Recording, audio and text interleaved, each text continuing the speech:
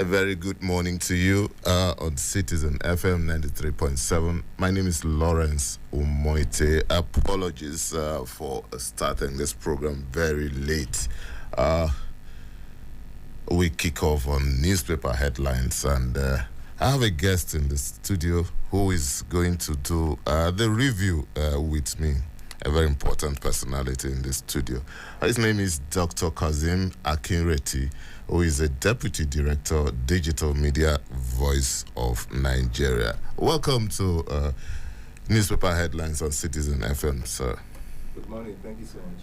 It's a pleasure to finally meet you after coming across this name so many times. Okay, Dr. Kazeem and Dr. Kazeem Akinreti, there's so much going on in the polity, and the trending story in the last couple of days has been the security situation and some others, political situation, and so many other things. Even in the economy, also the CBN's proposal to redesign the Naira has also been fighting for a space in the media. So, but we start off this morning from the This Day newspaper, and this is how the paper captures the story. It says, NSA, Nigeria not under any heightened sense of insecurity. The story says that I want to dispel any illusion about any heightened sense of insecurity. It's false. It's irresponsible for anyone to give that signal. We are working with our foreign partners in a responsible way, and Nigeria should go about their normal daily undertakings without being put in a situation of fear. That's a quote from the National Security Advisor. It says, the paper says, in the wake of the controversy surrounding a recent travel advisory issued by the United States government and some other countries asking their citizens to steer clear of Abuja, the Nigerian government has again allayed fears over the safety of people living in the FCT. Doctor? Well, it's quite appropriate that the NSA has actually also come out to dispel and I think also, bolster the confidence of the people. And obviously also warding off any sign of threats to security, which absolutely is part of his mandate. And repeatedly too, it's also so the IG has also issued the same thing, and the presidency has also issued the same thing. There's no cause for alarm. Now, obviously, the situation is under control. Well, I drove home quite easily yesterday. This morning I was also I'm here. There is no signs of any insecurity anywhere. But I think we need to understand that, generally when this kind of advisories, are issued, it shouldn't be the point to really scare the people, and then make everybody, be cowed, under any guise. I think the NSA assesses it appropriately, and as such, I think it's a matter of national security and has been effectively taken care of. For me, Nigeria is safe. Abuja is safe. All right. Still staying within security, but we're moving on to the Vanguard newspaper. The Vanguard says insecurity won't affect 2023 census. That's coming from the National Population Commission. The story has it that the National Population Commission has said the insecurity bedeviling some part of the country would not affect the 2023 population and housing census. The Niger State Federal Commissioner of the Commission, that's Datijo Usman, who stated this during a state-level compendium of localities workshop in Mina yesterday, said no locality would be left out. He noted that the rate of insecurity in the country had reduced compared to what it used to be months ago, especially in Niger State. Well, it's almost the same narrative. There must also obviously be consistent assurance from the government officials to the people that everything will be handled it effectively. And census is next year. And obviously, even the election is also next year. There must also be one or two tendencies, in the political development. People should understand that the general trend all over the world is that there are always one or two hiccups, here and there, and no country is immune from that kind of thing. But what is important is for the authorities, those who are in charge, to reassure the people that all is well, and we are handling the situation. And so, obviously, when pointedly, when those who are in charge of the institution is giving assurances, we should believe them. For public good and for public interests, we must also, assure the people that all is well, and all is well. That what I start. If we keep on, trying to, one way or the other to create fear in the minds of the people, it's not the best. It's not the best, because life in itself, we should understand that life in itself, it's all by chance, So nowhere in the world, nowhere in the world you can say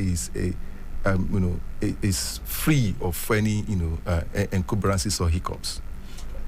Okay, Doctor, but would you what would you say about the way the officials of government initially handled this alert?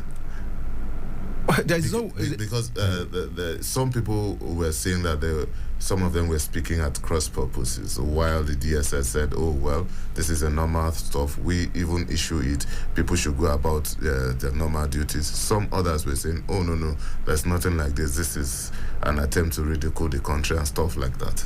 But that's what I'm saying. Even those the country that issues that if we created this kind of a narrative, you understand what happened in their own country, what happened in the US in the last 1 week, isn't it? I mean, a house of the third person, number 3 person in the US, was the security there was breached. Nancy Pelosi's husband was attacked right in his house.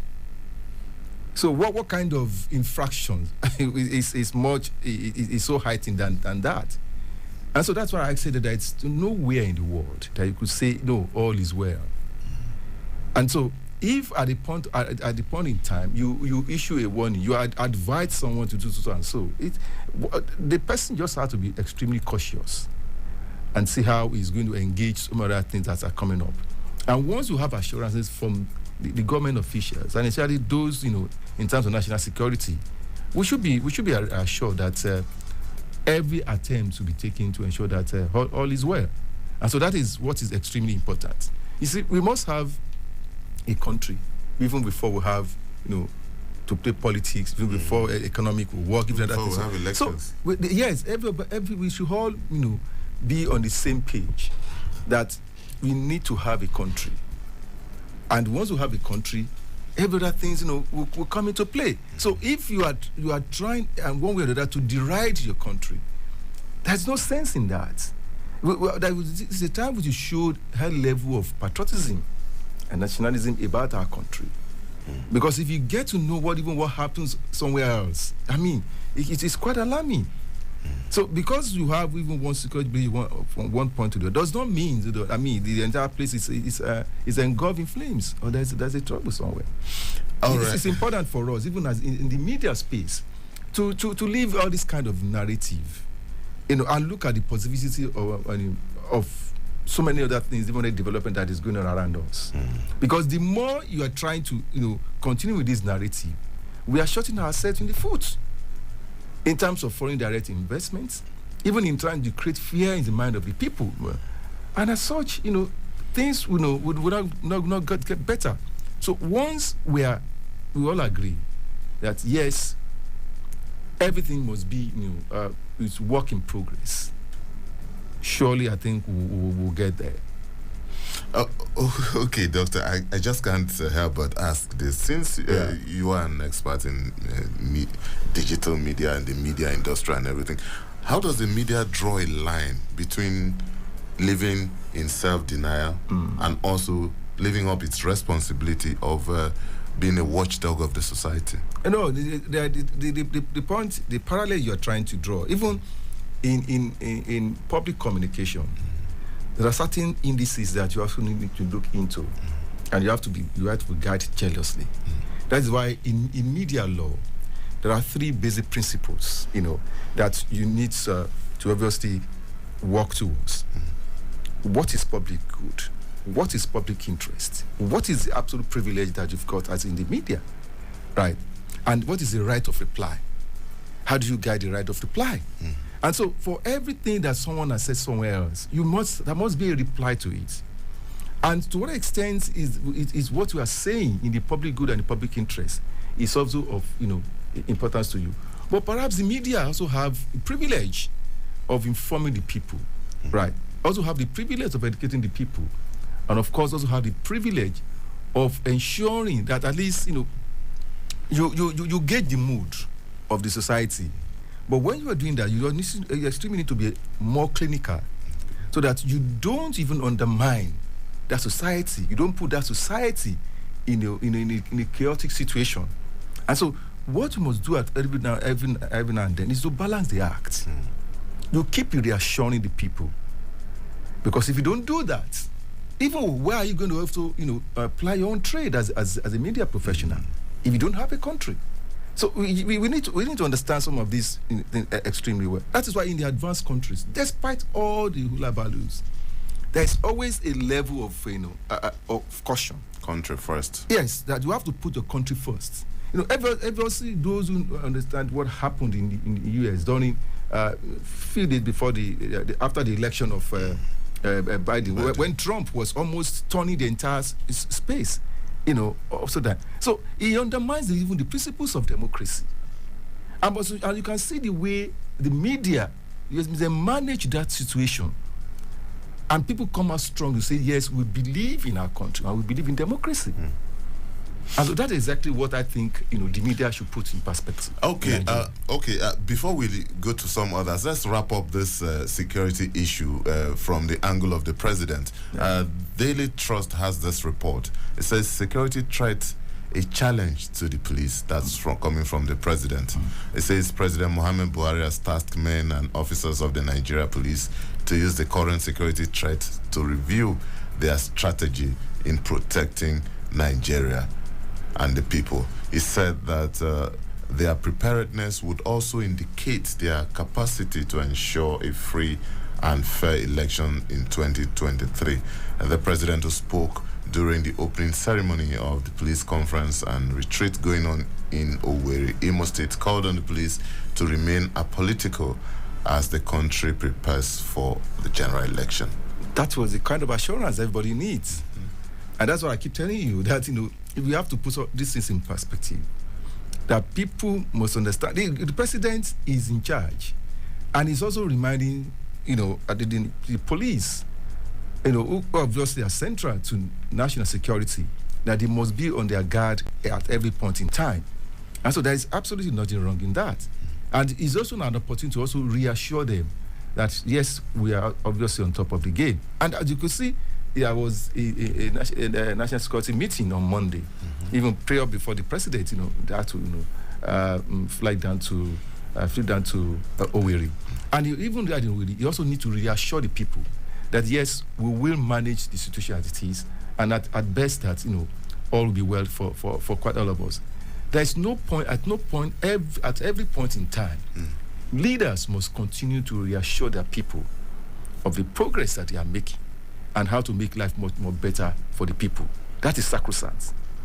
All right, if you're just joining us, this is Newspaper Headlines on Citizen FM 93.7. And my guest is Dr. Kazim Akinreti, who is a Deputy Director, Digital Media for the Voice of Nigeria. And we'll take a short break, and when we return, the phone lines will be open. Please don't go away.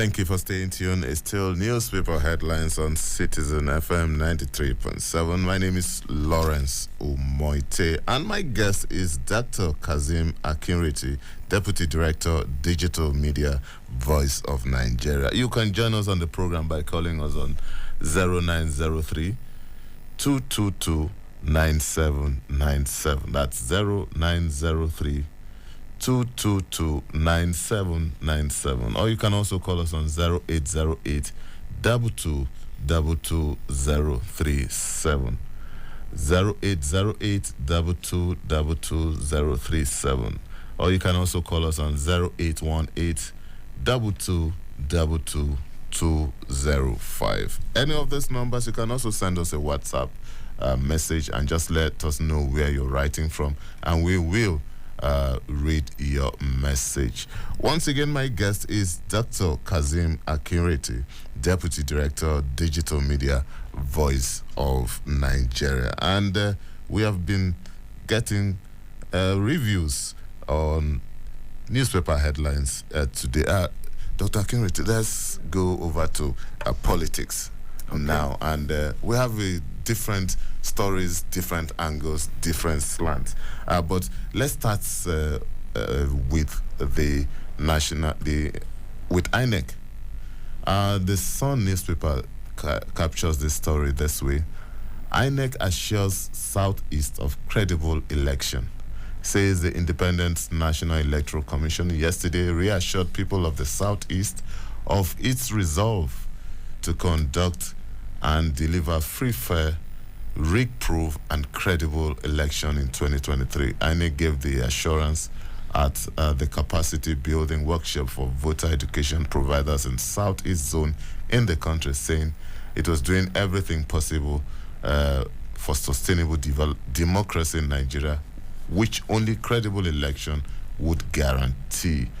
This is from INEC, and I guess this is not just restricted to the Southeast. Obviously. I think it's an assurance for the whole country. Absolutely. That's, you can see the corollary of what I talk about, giving assurances at every point in time. Yeah, the nature of human beings is for, to always have a doubt about, certain possibilities that will it happen or will it not happen. But you are the driver's seat as a leader. Your job is to keep telling the people that, yes, I'm in charge, everything will be well, and you can show I'm going to deliver on the mandates that have been given to me. So INEC assurance is expected. And this will continue on to the build-up to the election itself. Because don't forget that the Southeast has always been in the news, for so many other reasons, which obviously are not too, one can say that it's quite salutary. But the reality of it is that, life goes on there.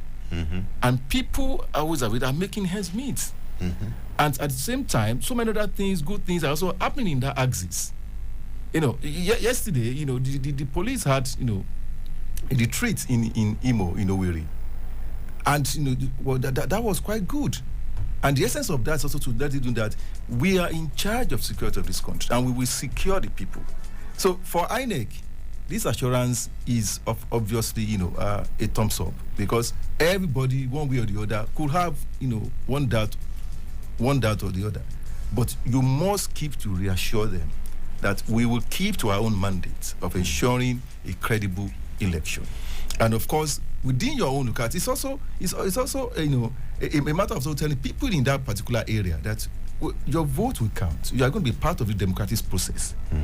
And so that's the way it is. Especially this is coming from, I guess, the backdrop of a lot of Nigerians becoming more interested in the electoral process. Absolutely. And because you can see that one way or the other, people just believe that probably is an opportunity for them to, exercise their fundamental human rights. So they are part of their civic responsibility is to ensure that they participate in the democratic process. So they need that kind of assurance from the umpire, which is INEC. And so what INEC have done is perfectly in order. And it's like there's a coordination in terms of the president has assured from the security angle, and now the umpire has also assured. So Nigerians, the field is clear.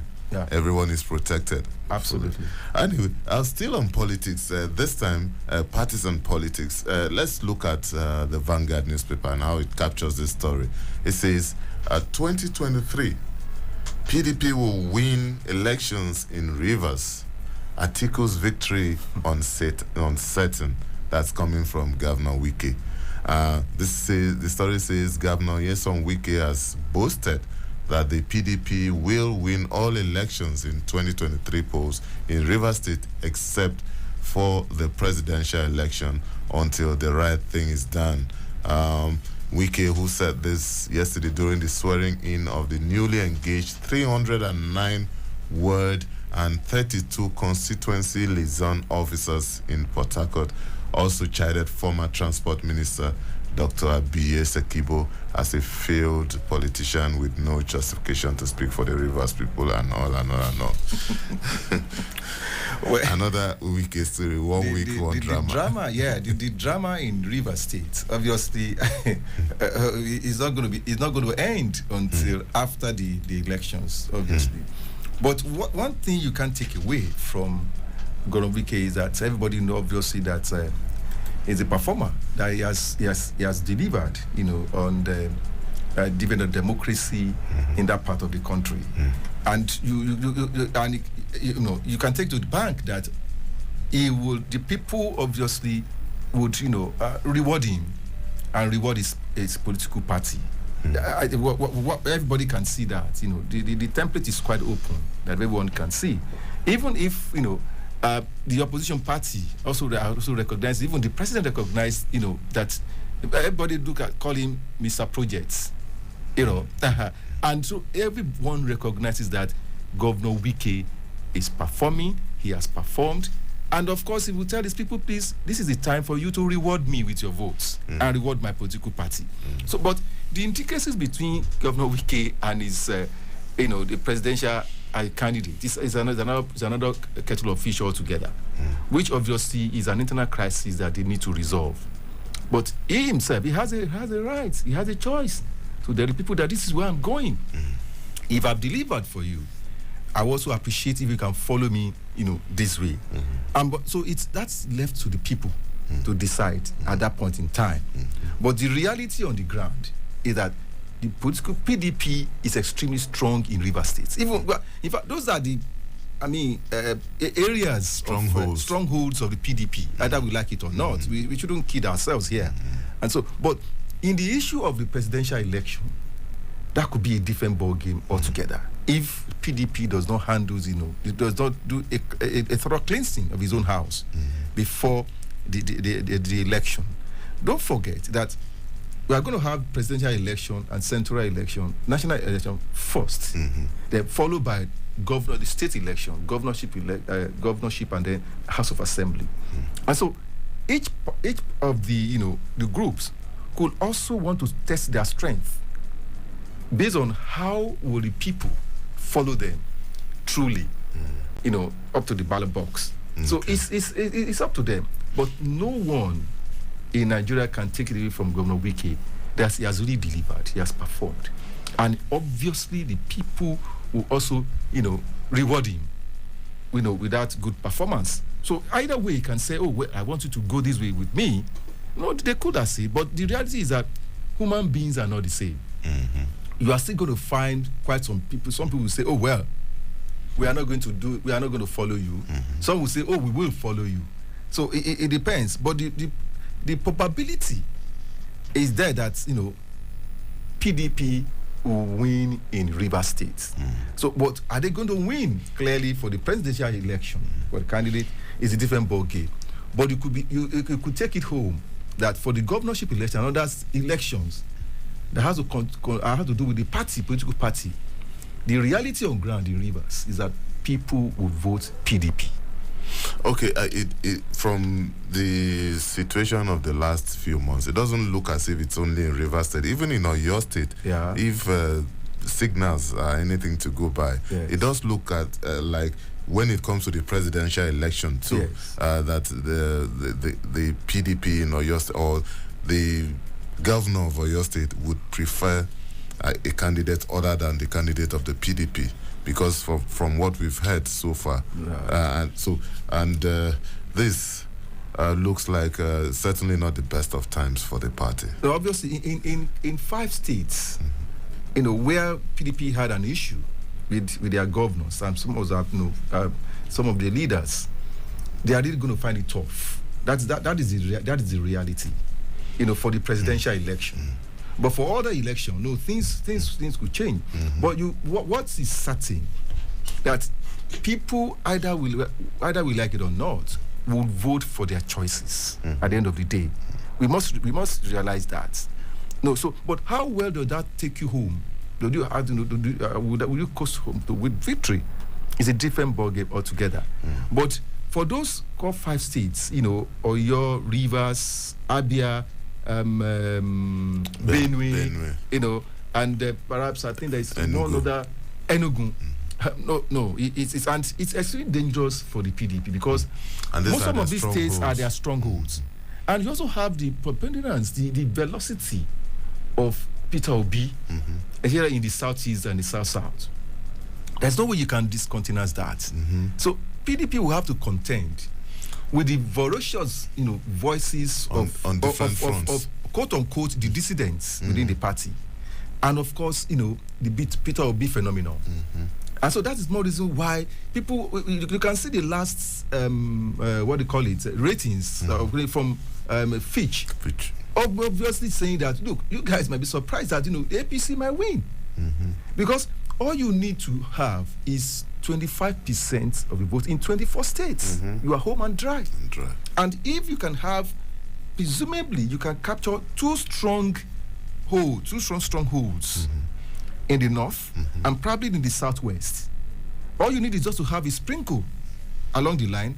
You are home and dry. So that is why this election will be keenly contested. It is not over until it is over, right? But the reality on the ground shows that, it is too close to call. At least for now. So, but when we get to January, it could be much more clearer of what we are going. Because for now, you can still, all the political parties, the strong political parties, are still canvassing for votes here and then, win people, one way or the other. So, but by January, obviously, we are going to have a clearer picture. But in politics, 24 hours. So long. So anything could still happen anytime, any day. Until the vote is counted and the announcement made. We can make all our permutations.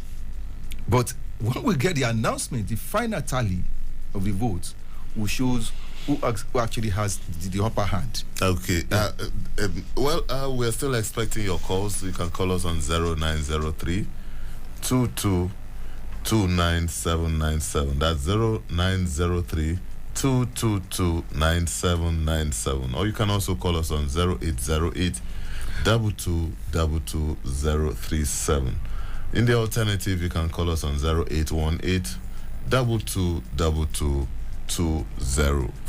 And my guest is Dr. Kazim Akinreti, who is the Deputy Director, Digital Media Voice of Nigeria. Dr. Akinreti, it doesn't look as if it's only the PDP that has its hands full with some kind of controversy.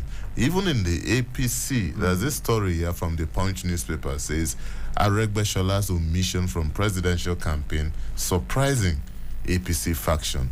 And this story has it that the faction of the All Progressives Congress in Osun State, backed by Minister of Interior Rauf Aregbesolah, has expressed surprise over his omission in the party's presidential campaign council. Speaking in an exclusive interview with the Punch newspaper, the group's publicity secretary, Abiodun Agbola, said it was surprising that Aregbesolah was left out. He, however, said as a loyal party man, Aregbesolah and his men would work for APC's victory in the 2023 presidential polls. That says it all. One thing you can't take away from Rauf Aregbesolah, is that he's a party man thoroughly. Where the party goes, he will obviously go with them. And with the Asiwaju Tinubu phenomenon, they have come a long way. No matter all these, bit sort of skirmishes or disagreement that you can see on the surface, the reality is that both of them are like like twins. They will get it right. You could see even after the election, he congratulated BAT, Ashwaji Tinubu.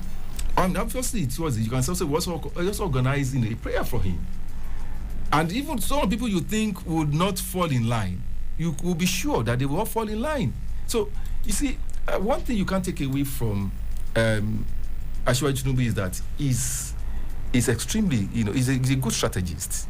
And he knows where to put you. When he needs you, he knows where you are going to be extremely resourceful to him. And so he will continue to cut you, and so that at the end of the day, you can deliver for him.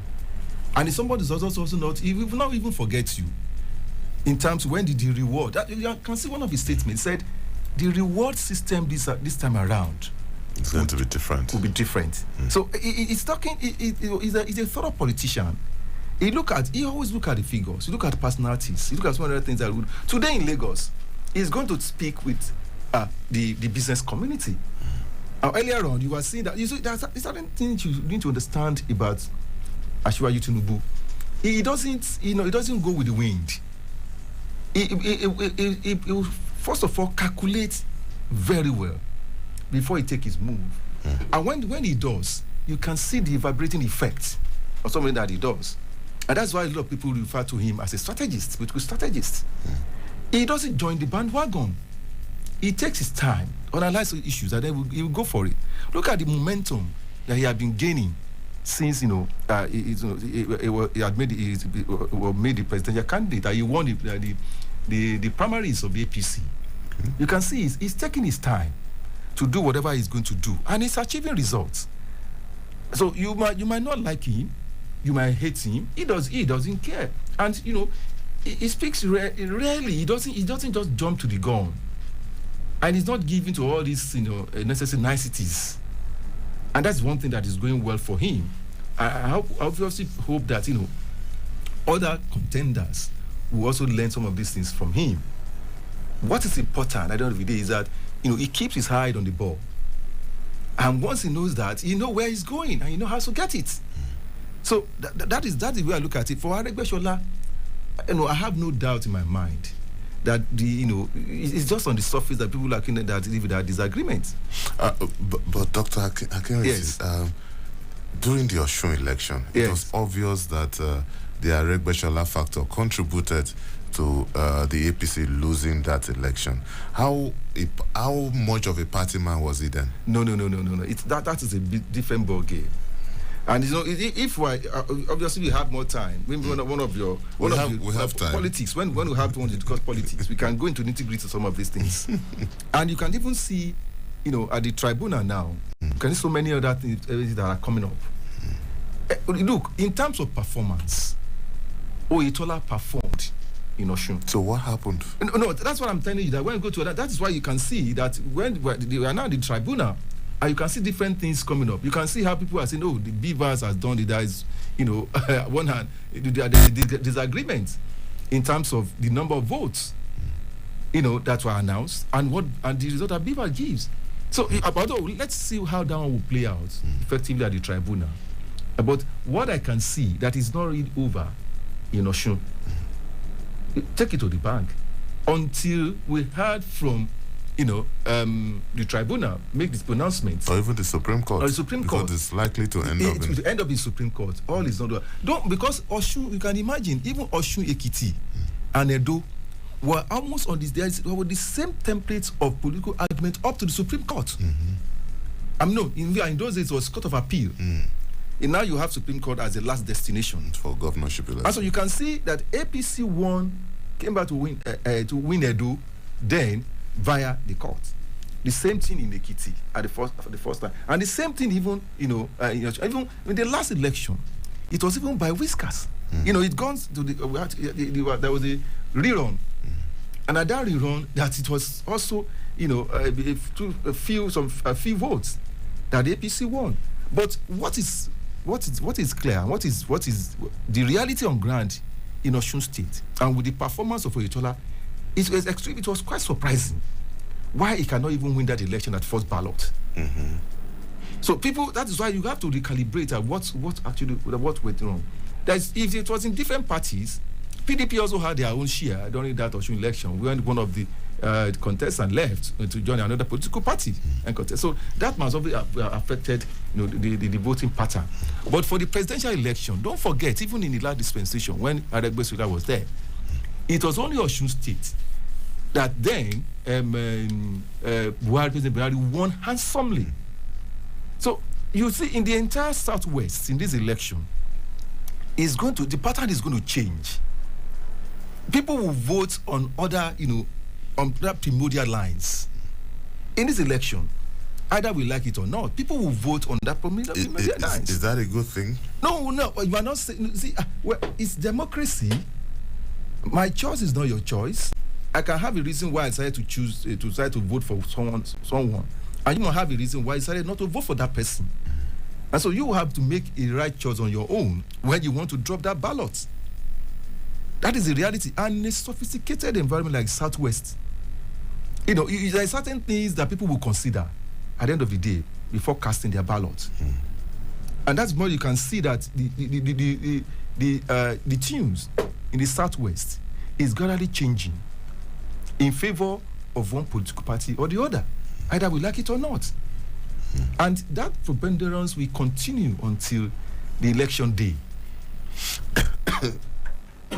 Okay, Dr. Kireti, I'm sure one of these days I will bring you up on Insight and we'll take a deep look at some of the political developments and unfolding issues on this, and we'll get to trash out some of these issues. That'll be fine. Yes. That'll be fine. Okay, let's move on to some other issues away from politics.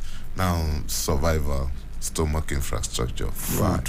Good, very essential, and we're still taking calls at 0903 222-9797, or you can call us on 0808 222-037, or you can also call us on 0818 222-205. And don't forget, my guest is Dr. Kazim Akinreti, who is a Deputy Director, Digital Media Voice of Nigeria.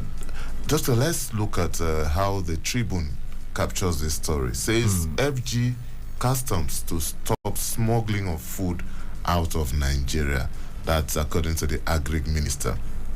It says the Minister of Agric and Rural Development, Dr. Mohammed Abubakar, said that the federal government is working with the customs to make sure that the smuggling of food is stopped in order to avoid shortage of food in the country. He said this during a walking visit to the headquarters of the National Horticultural Research Institute in Ibadan recently.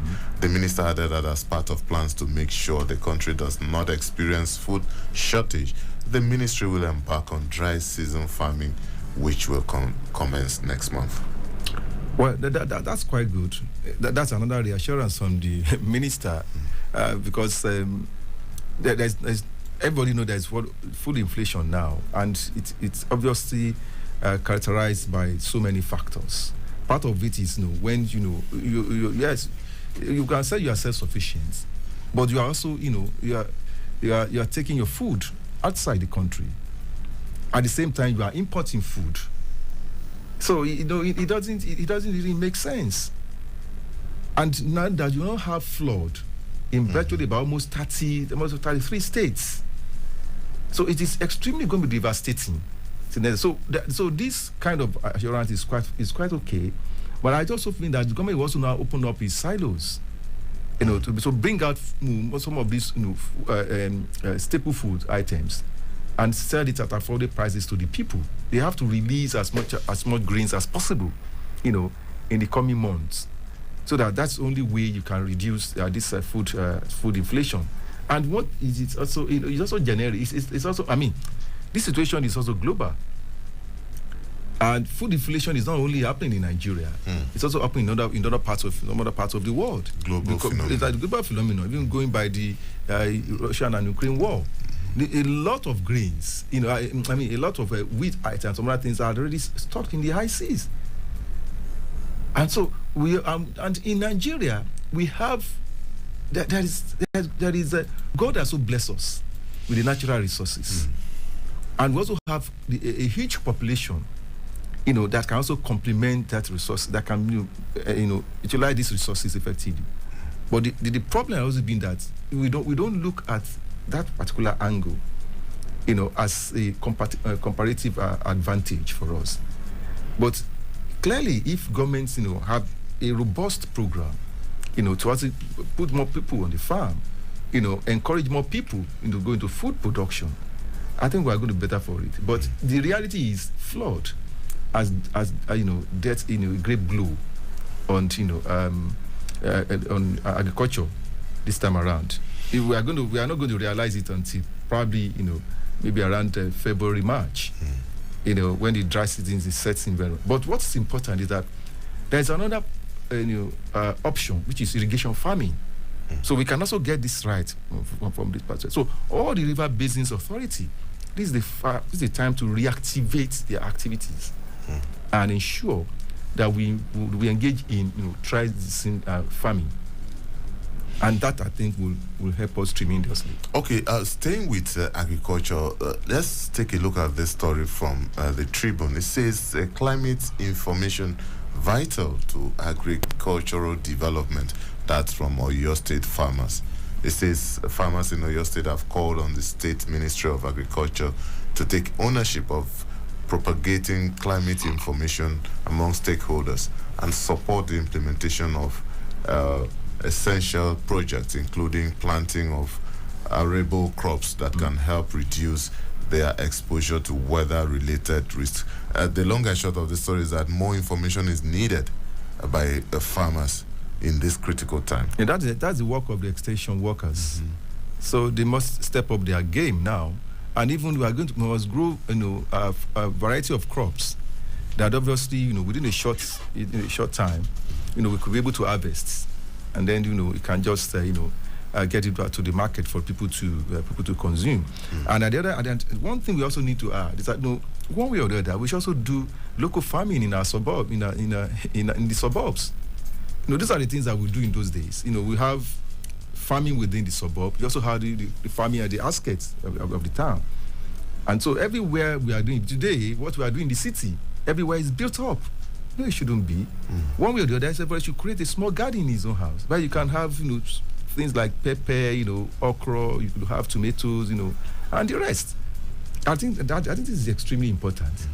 And today, with so many, improvements in seedlings, the extension workers must really go out and educate people on some of the good varieties of what that we need to plant, and then it can yield, effectively, for us, so that we can have a bumper harvest next year. I have no doubt in my mind that if you have, an assemblies of all of these, options, we will be fine at the end of the day. All right, if you're just joining us, it's still newspaper headlines on Citizen FM 93.7, and my guest has been Dr. Kazim Akinriti, Deputy Director, Digital Media, Voice of Nigeria. You can still call in. We still have a couple of minutes to go before the end of the program. You can still call us on 0903 222 9797, or you can call us on 0808 2222037. Also, you can call us on 0818 222 Any of these numbers, and we will be good to go. The program will return after this break. Please don't go away.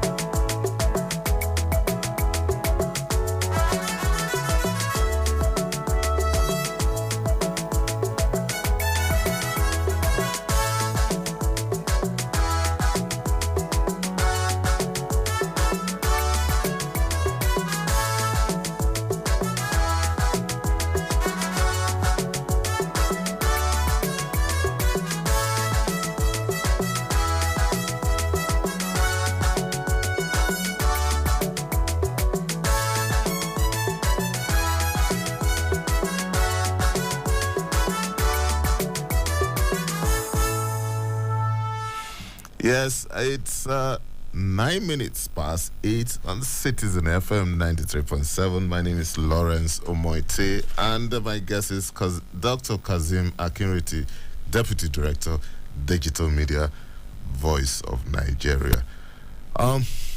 Dr. Thank you for staying tuned, and let's look at other stories now.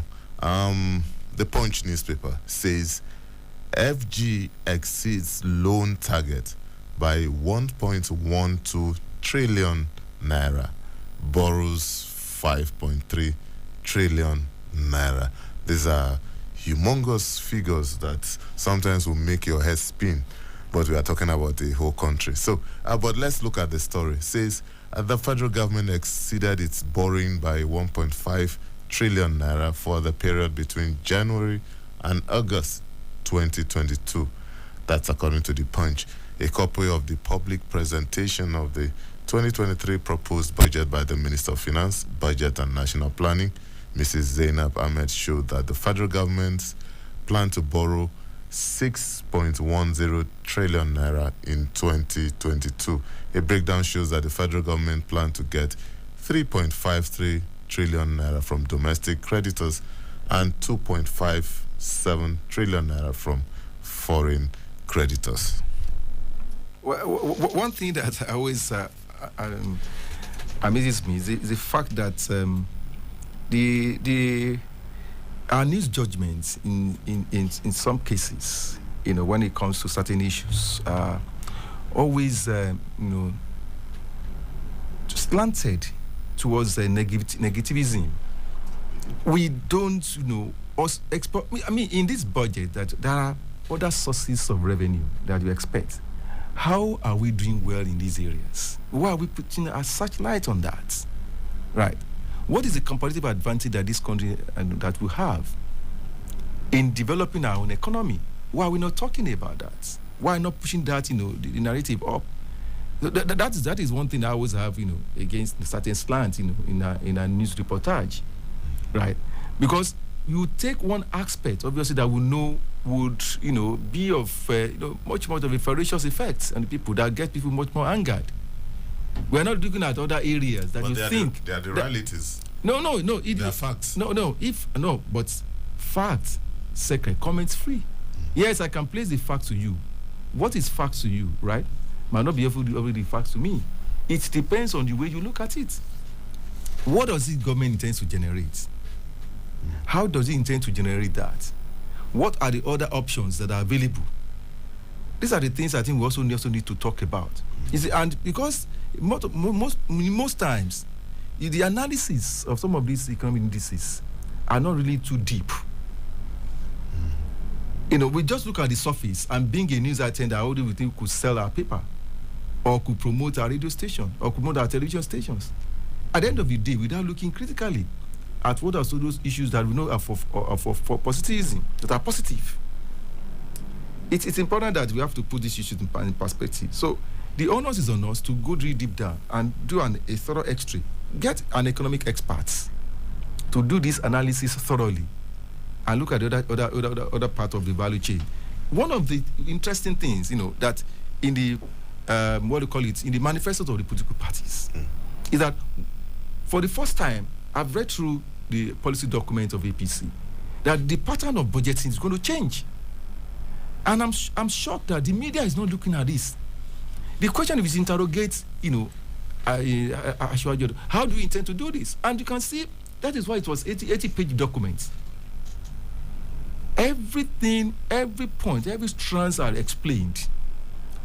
What, how, why, and where.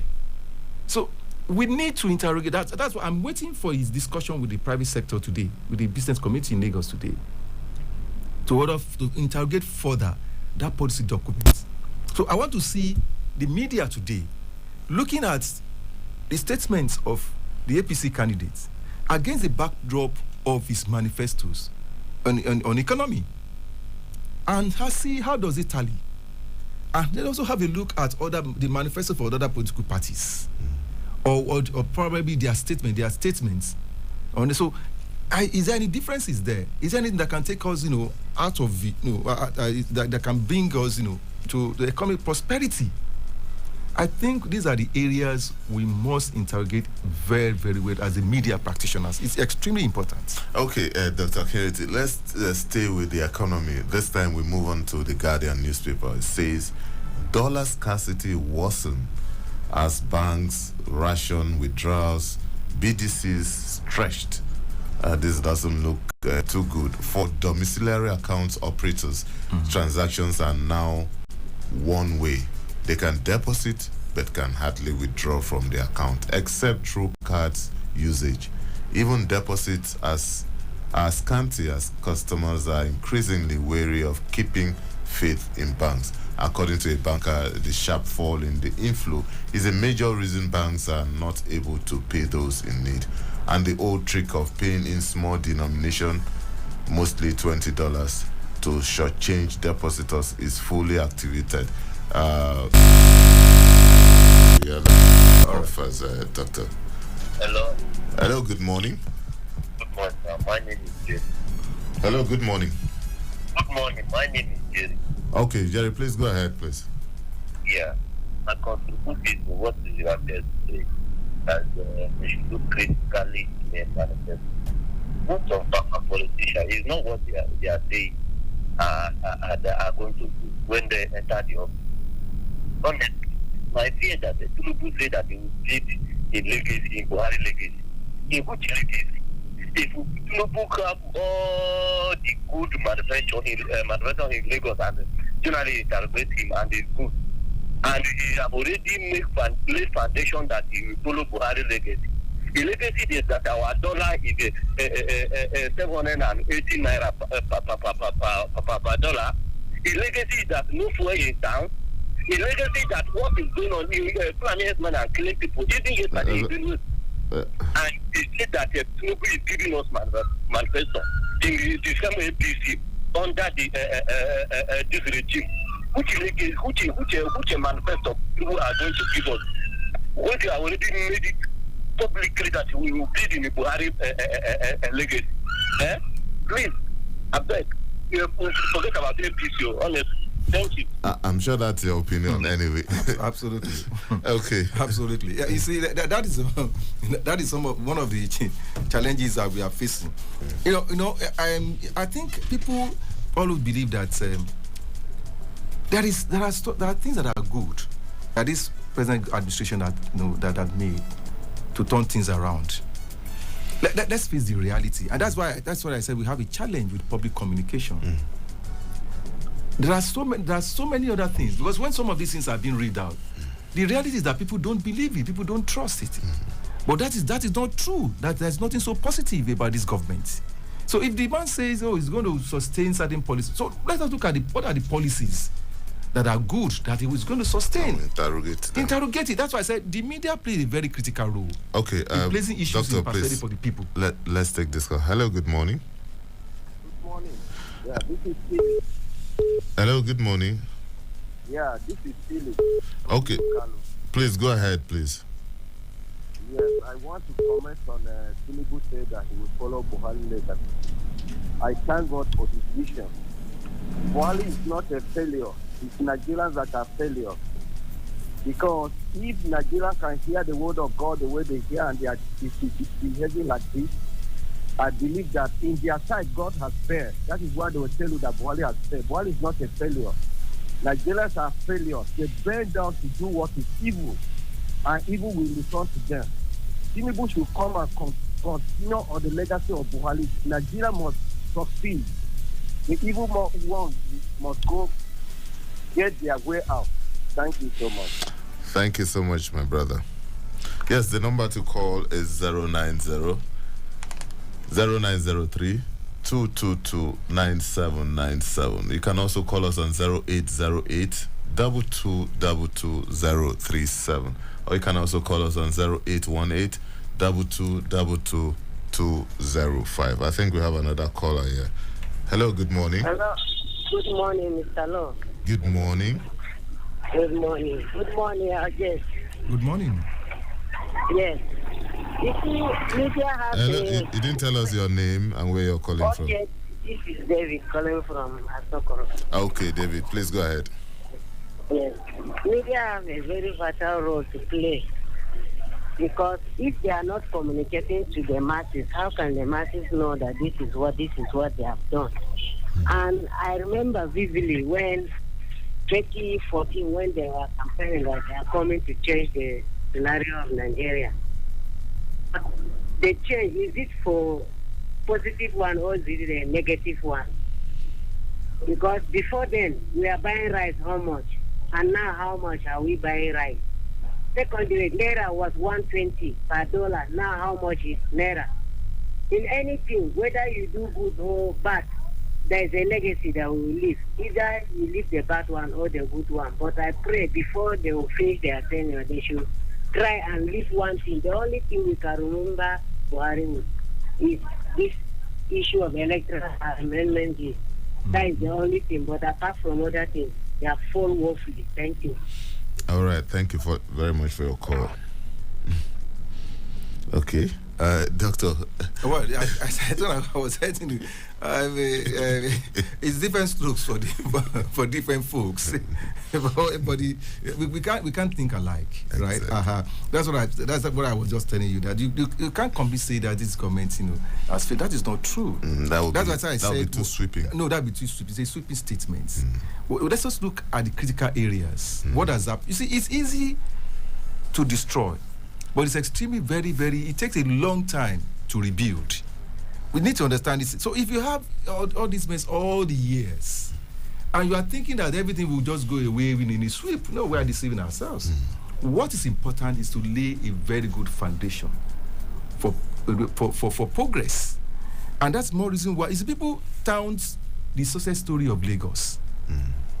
It is because you have successive government that are keeping in tandem with the blueprint for economic development of Lagos.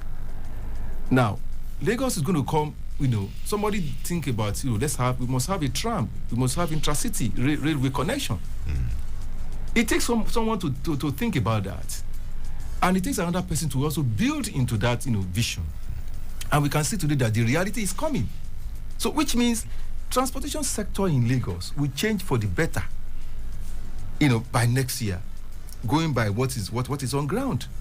The same thing with with also having a completely new seaport in Lekki. So it relieves Apapa of all those very, very distasteful shortcomings that we have. And it also takes it also takes a government to also believe that, look, we have to change the president of IGR. So and successively you can see how the IGR is growing in that particular state.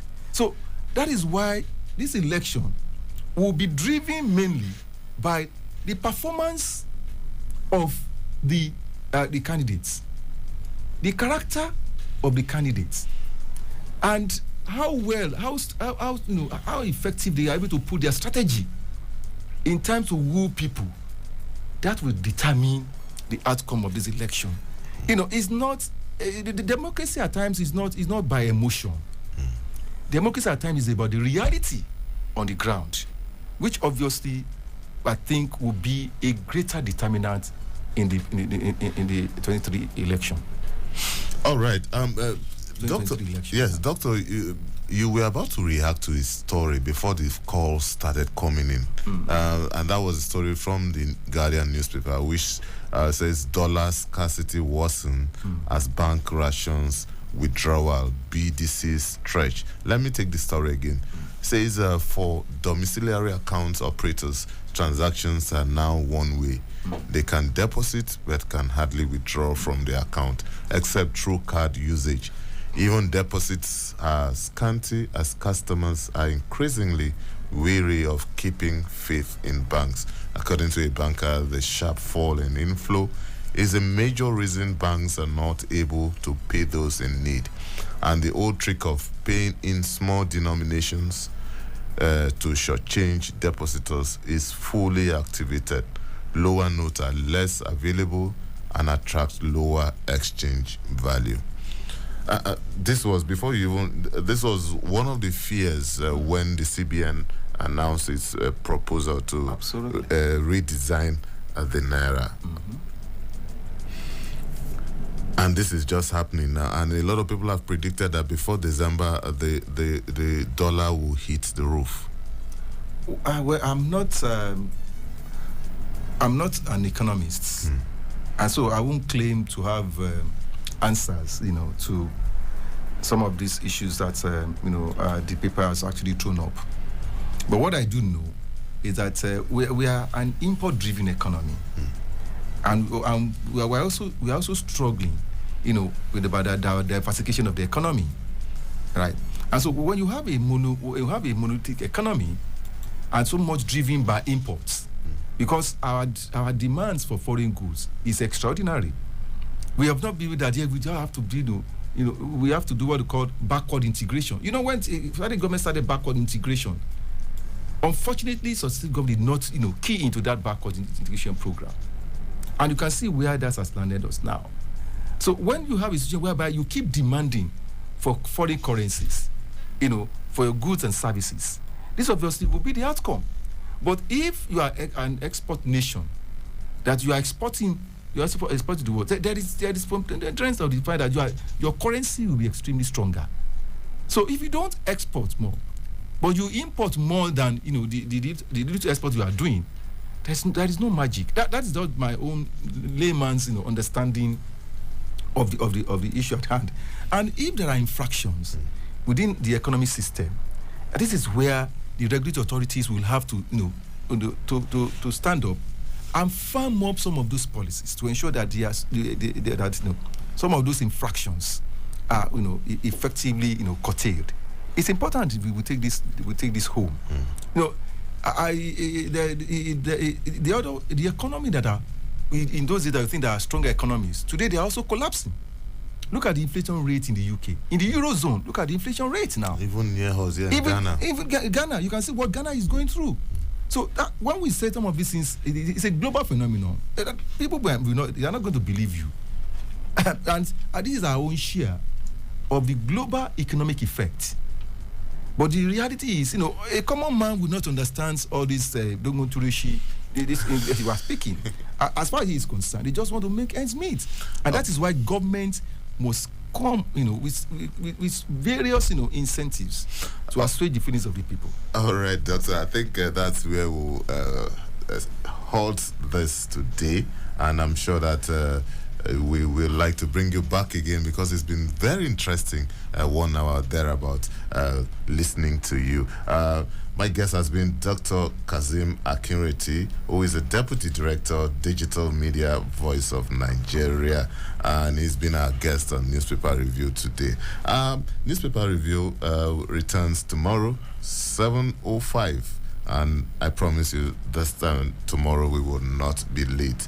And so regular programming will continue. My name is Lawrence Umoette. Sports will come up 8:30, and after that, other programs will follow. At 10 o'clock, don't forget to join me on Insight as we talk about the flood and the damage it has done to the economy and also the capacity of rescuers and everything about the flood in Nigeria. 10 o'clock. Will be time. Don't miss it. My name is Lawrence Umoette. Please enjoy the rest of your day.